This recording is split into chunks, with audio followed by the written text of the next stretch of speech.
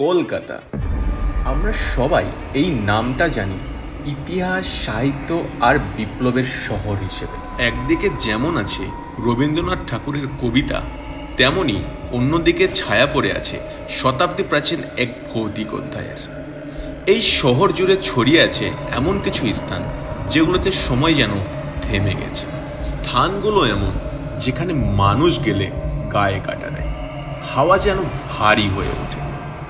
চলুন আজকে জেনে নেই এমনই 10টি কলকাতার ভৌতিক জায়গার কথা। Royal Calcutta tart club.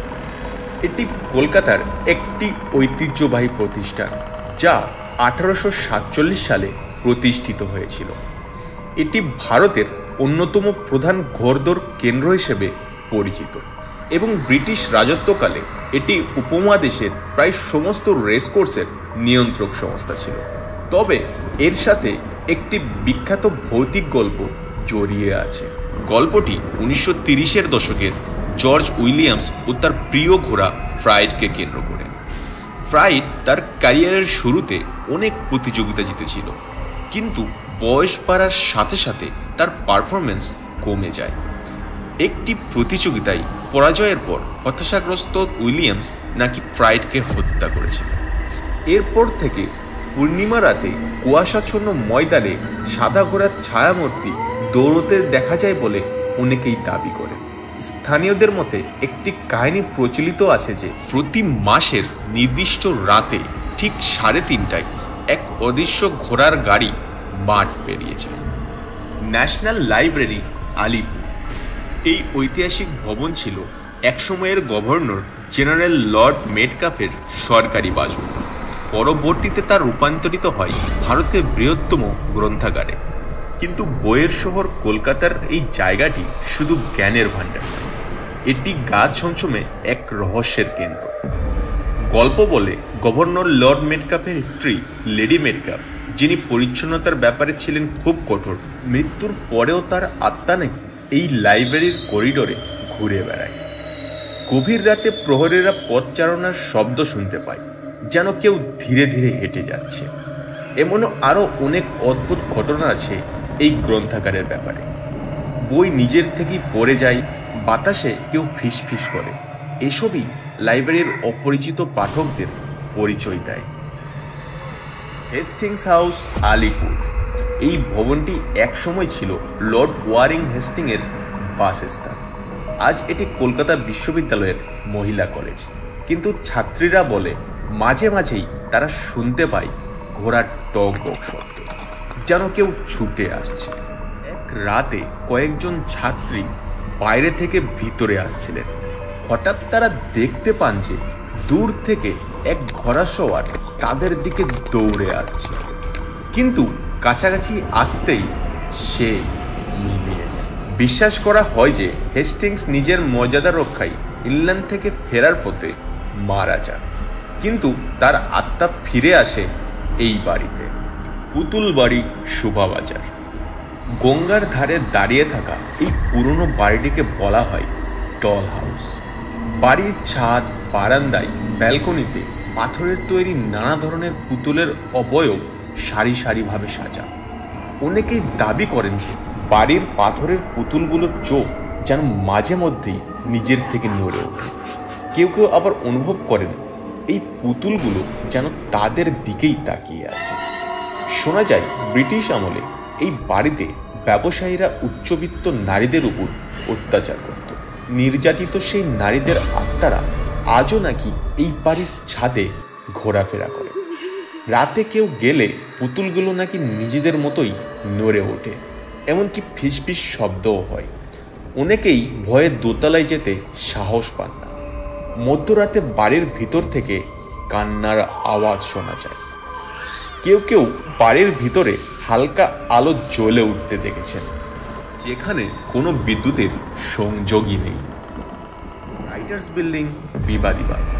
এটি কেবল একটি প্রশাসনিক ভবন নয়, বরং স্বাধীনতা আন্দোলন, ব্রিটিশ শাসন, রহস্যময় করিডোর এবং ভূতের গল্পে মোড়ানো এক ঐতিহাসিক নিদর্শন। এই ভবন সম্পর্কে যে গল্পগুলি কানে কানে ছড়িয়ে আছে তা শুনলে গায়ে কাটা দেবেই। একসময় ব্রিটিশ ক্লার্কদের অফিস হিসেবে ব্যবহৃত হতো এই বিশাল বিল্ডিংটি। এখন এটি রাজ্য সরকারের দপ্তর, কিন্তু রাত হলে এর চেহারা পুরো বদলে যায়। সেখানে থাকা নিরাপত্তা কর্মীরা জানিয়েছেন, গভীর রাতে করিডোরে ঘুরে বেড়ায় অদৃশ্য ছায়া। পিছন থেকে কারো হাঁটার আওয়াজ পাওয়া যায়, কিন্তু ঘুরে দেখলে কাউকে দেখা যায় না। কেউ কেউ বলেন, বিপ্লবীদের হাতে যেসব ব্রিটিশ অফিসাররা নিহত হয়েছিলেন তাদের আত্মাই এখানে ঘুরে বেড়ায়। নিরাপত্তা রক্ষীদের মতে রাত গভীর হলেই শোনা যায় কান্না ও চিৎকারের শব্দ। বিশেষ করে যেখানে বিপ্লবীদের জেরা করা হতো সেই কক্ষগুলো থেকেই এরকম শব্দ পাওয়া যায়। নিমতলা শ্মশান ঘাট। এই ঘাটটি শুধুমাত্র শ্মশান নয়, এটি তন্ত্র সাধনার অন্যতম কেন্দ্র। কালী পূজার রাতে বহু অঘরী এখানে সাধনা করতে আসে। শোনা যায় সেদিন রাতে বাতাস ভারী হয়ে ওঠে আর শ্মশান যেন জীবন্ত হয়ে ওঠে। রাতে শ্মশান ঘাটের আশেপাশে গিয়ে অনেকেই অদ্ভুত গন্ধ বা ধোঁয়ার অস্তিত্ব অনুভব করেছেন, যা সাধারণ ধোঁয়ার মতো নয়। বহু মানুষ দাবি করেন তারা পিছন থেকে কারো পায়ের শব্দ শুনেছেন, কিন্তু ফিরে তাকালে কেউ থাকে না। অনেকে আরও বলেন যে ভোর রাতে নাকি মন্ত্রোচ্চারণের শব্দ শোনা যায়। কেউ কেউ আরও বলেন দূর থেকে সাদা ধোঁয়ার মতো অবয়ব নদীর ধারে বসে থাকতে দেখা যায়। সাউথ পার্ক স্ট্রিট কবরস্থান। এটি 18 শতকের ব্রিটিশ কবরস্থান, যেখানে বহু সাহেব মেম সাহেব চিরনিদ্রায় শুয়ে আছে। কথিত কবরগুলোর মাঝে দাঁড়ালে একটা অদ্ভুত অনুভূতি হয়, যেন কেউ তাকিয়ে আছে। পর্যটক একবার দাবি করেছিলেন যে তিনি ছবি তোলার পর ক্যামেরায় ধরা পড়ে এক অদ্ভুত অচেনা নারীর মুখ, কিন্তু বাস্তবে সেখানে কেউ ছিল না। কিছু মানুষ অভিযোগ করেছেন কবরস্থানের ভিতরে ঢুকেই তাদের উপর এক ধরনের টান অনুভব হয়, যেন কেউ ভিতরে তাদেরকে ডেকে নিয়ে যাচ্ছে। এখানে কিছু সমাধি এমনভাবে স্থাপন করা হয়েছে যা মৃত্যুর পরেও ভবিষ্যৎ সম্পর্কে ইঙ্গিত দেয়। একাধিক সমাধিতে নাকি গোপন সংকেত বা চিহ্ন খোদাই করা আছে। Rabindra Sarobar metro station. এই মেট্রো স্টেশনটি বহু আত্মহত্যার সাক্ষী। অনেকেই বলেন শেষ ট্রেন ধরার সময় তারা ট্রেনের জানালায় ছায়ামূর্তি দেখতে পান। রাতের দিকে স্টেশনে নামলে একটা চাপা ভারী পরিবেশ অনুভূত হয়। রেলের কর্মীরা প্রায়ই জানান হঠাৎ করেই তাদের সিগন্যাল খারাপ হয়ে যায়, যেন কেউ অদৃশ্যভাবে সব নিয়ন্ত্রণ করছে। মেট্রো চালকরা আলো বলেছেন ট্রেন চালানোর সময় ট্র্যাকের উপর একটি সাদা ছায়া হঠাৎ করে দেখা যায়, পরে গায়েবও হয়ে যায়। কেউ কেউ জানান তারা স্টেশনে দাঁড়িয়ে থাকা অবস্থায় পিছন থেকে কেউ ধাক্কা দেওয়ার মতো অনুভব করে, অথচ পিছনে কেউ থাকেন না। কেউ কেউ আরও বলেন ট্রেন আসার সময় হঠাৎ মন অস্থির হয়ে ওঠে, যেন কেউ তাকে অদৃশ্যভাবে নিয়ন্ত্রণ করছে। মল্লিক ঘাট। হাওড়া ব্রিজের নিচে এই ঘাটে অনেকে আত্মহত্যা করেছে। আজও মাঝে মাঝে দেখা যায় যে জলের ভেতর থেকে কেউ হাত তুলে আছে, যেন কেউ সাহায্য চাইছে। রাতের দিকে আশেপাশের মানুষজন জলের দিকে তাকান না। ফুল ব্যবসায়ীরা এটাও বলেন অনেক রাতের বেলায় পচা ফুলের গন্ধ ছাড়াও মৃতদেহ পুরানোর গন্ধ ভেসে আসে। বহুবার সাদা ধোঁয়া থেকে এক শিশু বা বৃদ্ধের মুখ দেখা গেছে বলে দাবি করে স্থানীয়রা। এক রাতে এক মালা বিক্রেতা বলেছিলেন তার দোকানের সামনেই একটি ভিজে কাপড় পরা মেয়ে দাঁড়িয়েছিল, যার পা ছিল পুরো উল্টো। এরপর তিনি অসুস্থ হয়ে পড়েন। কলকাতা জাদুঘর। ভারতের সবচেয়ে প্রাচীন ও বৃহৎ জাদুঘরগুলির মধ্যে অন্যতম হচ্ছে কলকাতা জাদুঘর। শুধু ইতিহাসের গৌরব নয়, এটিকে ঘিরে রয়েছে বহু অলৌকিক অভিজ্ঞতা, রহস্যময় করিডোর আর আত্মার কান্না। জাদুঘরের সবচেয়ে বিখ্যাত বস্তু হল একটি প্রাচীন মিশরীয় মমি, আনুমানিক 4000 বছরের পুরনো। এই মমির চারপাশে আজও কাঁচ ঘেরা ঘর রয়েছে, যেখানে গেলে অনেক দর্শক শ্বাসকষ্ট, মাথা ব্যথা বা হঠাৎ বিষণ্ণতা অনুভব করেন।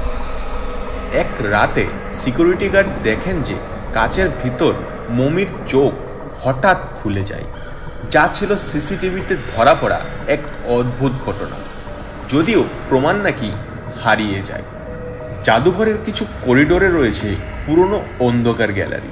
বিশেষত রাতের ডিউটিতে থাকা গার্ডরা বলেন সেখানে হঠাৎ করে ঠান্ডা বাতাস বয়ে যায়, কারো ছায়া পড়ে দেওয়ালে, অথচ পিছনে কেউ থাকে না। কেউ কেউ বলেন মাঝে মধ্যেই সিঁড়ির ধাপে কারো পায়ের আওয়াজ শোনা যায়। কোনো এক রাতে এক নিরাপত্তারক্ষী এক রাতের রাউন্ডে গিয়ে দেখেন মমির কাচের কফিনে মমির পা হালকা বাঁকানো, যেটা আগে ছিল না। পরের দিন সকালে সেটা আবার আগের মতো হয়।